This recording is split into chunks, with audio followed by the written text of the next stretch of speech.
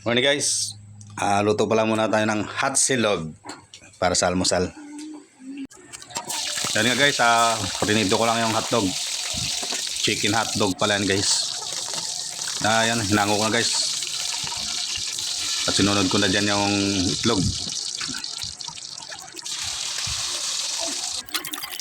Guys, sala napakita ko.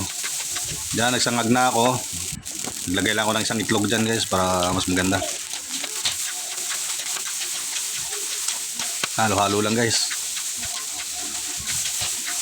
Naglagay na rin ako pampalasa pala dyan guys.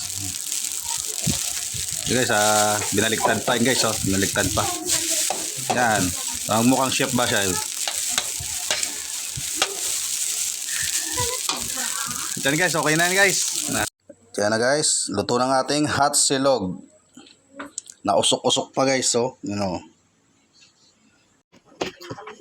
Guys, kaya guys.